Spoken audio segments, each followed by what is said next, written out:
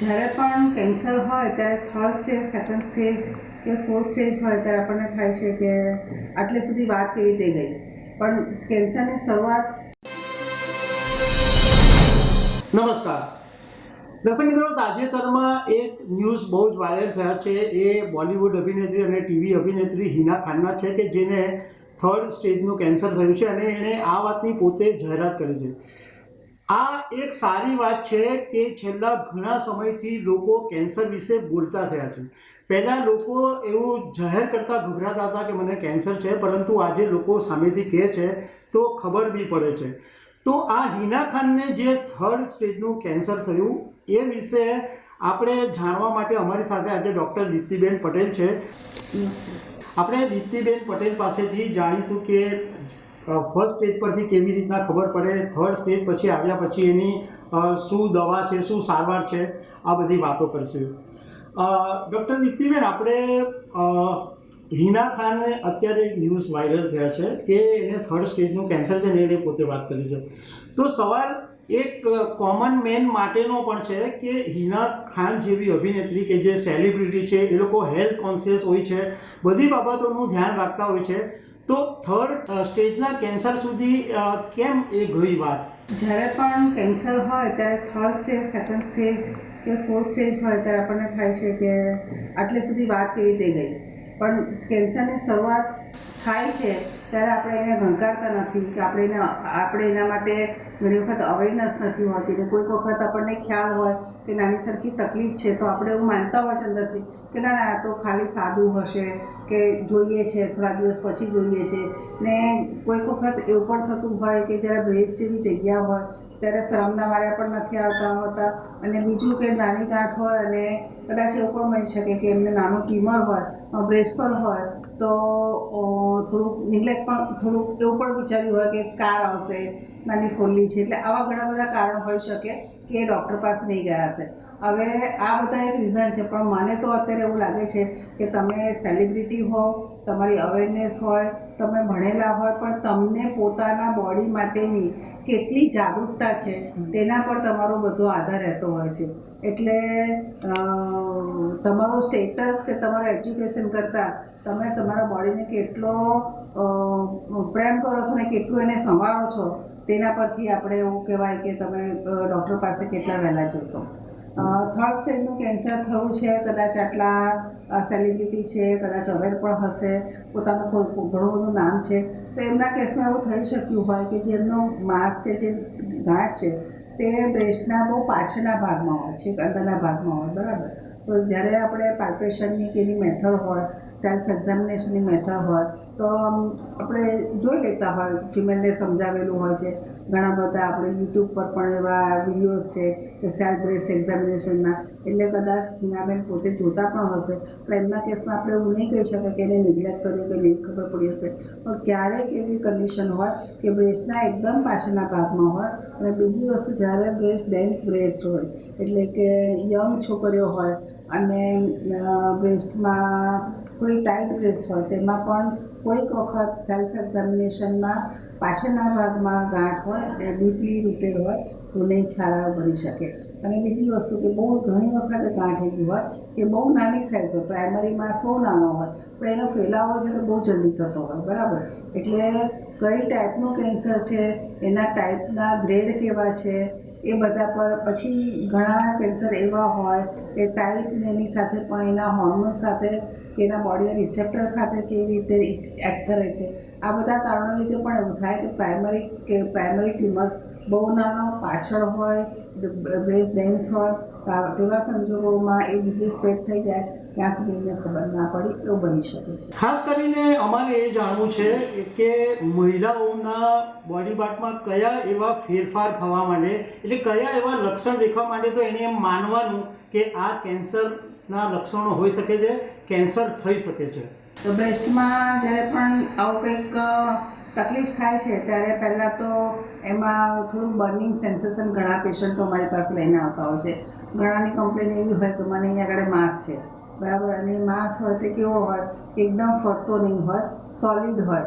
અને જો એનો થોડાક દિવસ વધારે થઈ ગયા હોય કે સ્કિનની નજીકમાં હોય તો જે ઉપરની સ્કીન હોય તે આપણે જે ઓરેન્જ આપણે જોતા હોય છે ને એના પર નાના નાના ડિમ્પલ હોય છે કે જેના બ્રેસ્ટની ટિશ્યુના જે નાના નાના ફોલિકલ્સ હોય હેરના ટાઇની હેર્સના તે એટલે એવી રીતે પીળી ઓરેન્જ એટલે ઓરેન્જની જે સ્કીન હોય એવા થઈ ગયેલા હોય તો એ સજેસ્ટ કરે કે આને કેન્સર હશે.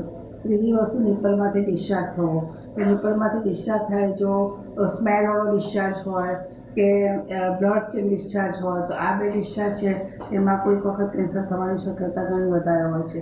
પણ જો મિલ્કનો સિક્રેશન જેવો ડિસ્ચાર્જ હોય તો એકદમ પેનિક થઈને ડૉક્ટર પાસે જવાની જરૂર છે કારણ કે હોર્મોનના રિલેટેડ હોય પણ એમાં તમને કેન્સર થયો પેનિક થઈને ઊંઘ આરામ નહીં કરી દેવાની પણ ચોક્કસ એ માટે પણ તમારે ડૉક્ટરની સલાહ લેવાની જરૂર હોય છે. ચોથી વસ્તુ છે પેશન્ટ તમારી પાસે આવતું હોય છે કે પ્રાઇમરી બ્રેસ્ટનું ટ્યુમર કે ગાંઠ નથી પણ બગલમાં એને રસોડી જેવી લાગે છે કારણ કે બગલની સ્કીન કેવી હોય કે પતલી હોય અને હાથ તમારો વારે ઘડે મૂવમેન્ટ થતો હોય એટલે તમને તરત પકડાઈ જતું હોય છે.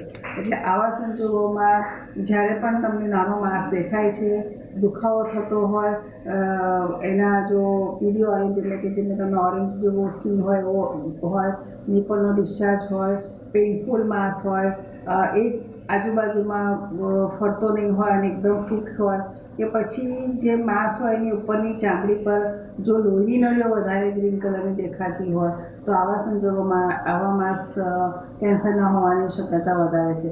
અને બીજું કે તમને ખબર પડે કે આજે મને નાની ગાંઠ થયેલી છે, તમે વિચારો કે કંઈ 2-3 દિવસમાં બતાવ જોયું છે તો અઠવાડિયું નીકળી ગયું અને એમાં જો એની સાઇઝ ઘણી જલ્દી વધી જાય તો પણ એ કેન્સરની નિશાની છે. એટલે તમે જ્યારે પણ આવી નાની ગાંઠ દેખાય કે તમને પોતાના શરીરમાં ફેરફાર દેખાય તો તેવા સંજોગોમાં તમે ડૉક્ટરનો કોન્ટેક્ટ જરૂર કરો અને એક તપાસ કરાવડાવી લો અને મેમોગ્રાફી કરાવડાવવાની જરૂર પડશે.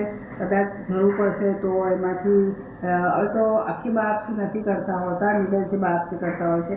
એટલે પતલી નીડલ આવે જે આપણે લોહી લઈએ છીએ કે લેબોરેટરી ટેસ્ટિંગ માટે વપરાતી હોય છે એવી જ એક જાતની નીડલ આવે છે એ અંદરથી મૂકી અને પુશ કરીને લઈએ છીએ તો એમાં આખી ટિશ્યુની એકદમ પતલી એકદમ ઈયળ જેવી હોય તેવા શેપમાં આખો એક ટિશ્યુનો બ્લોક આવી જાય છે તે ઇનફ હોય છે. એટલે એવું પણ નથી કે કાપકૂપી કરીને જ તમારી બાયોપ્સી થાય. નીડલ બાયોપ્સીથી બહુ સરસ રીતે કામ થઈ જતું હોય છે અને લેબોરેટરી ટેસ્ટિંગમાં ખ્યાલ આવી જતો હોય છે કે આ ટ્યુમર કેવું છે, એટલે કેન્સરવાળું છે કે સાદું છે તે.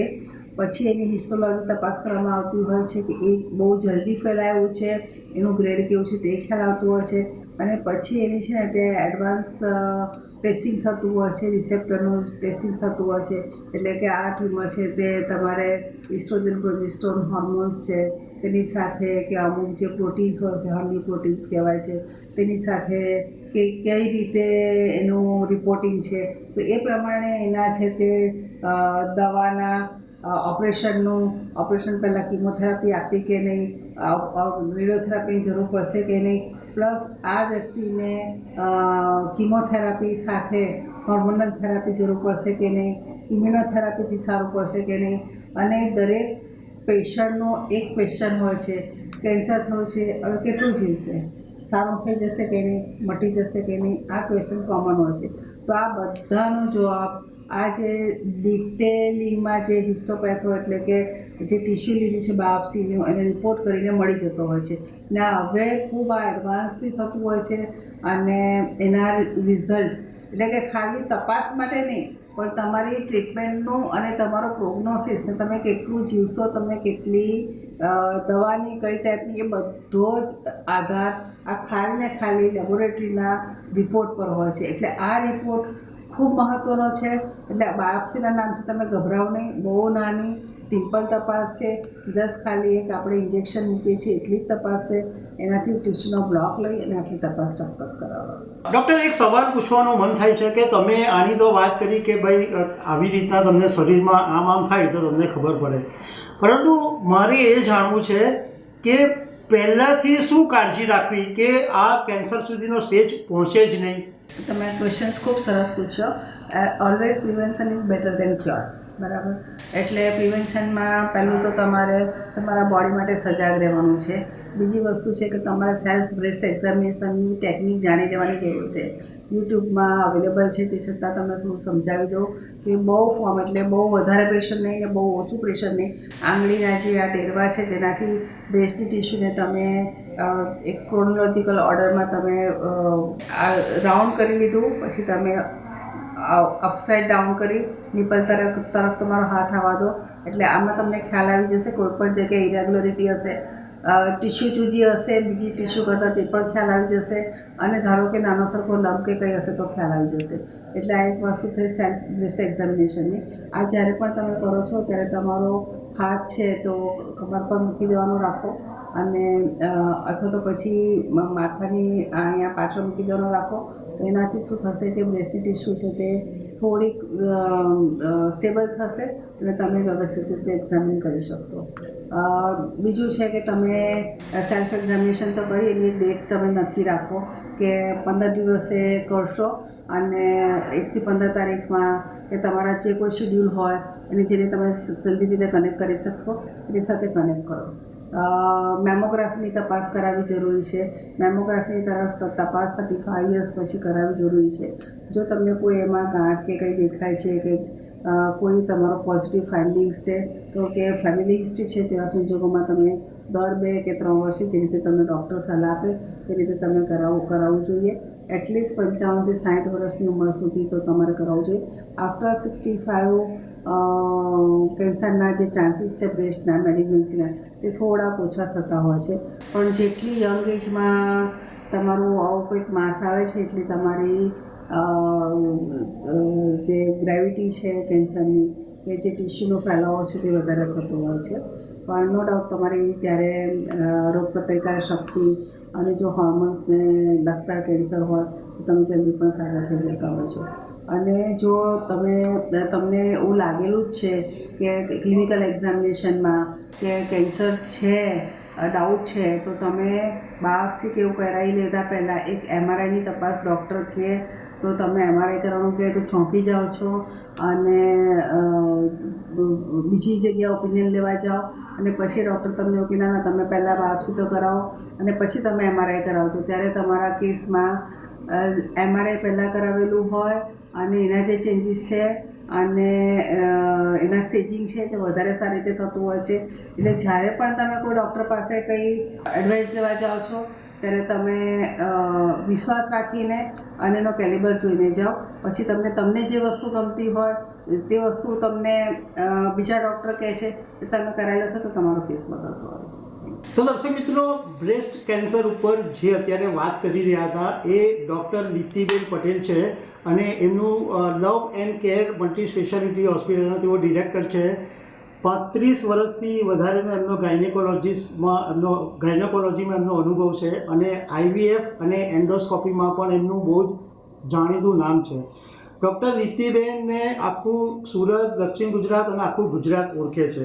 તો એમણે એકદમ સરળ ભાષાની અંદર તમને આખી વાત સમજાવી છે જે તમને કામ લાગી શકે છે. Doctor દીપ્તિબેન, thank you very much. ખબર છે ડૉક્ટર.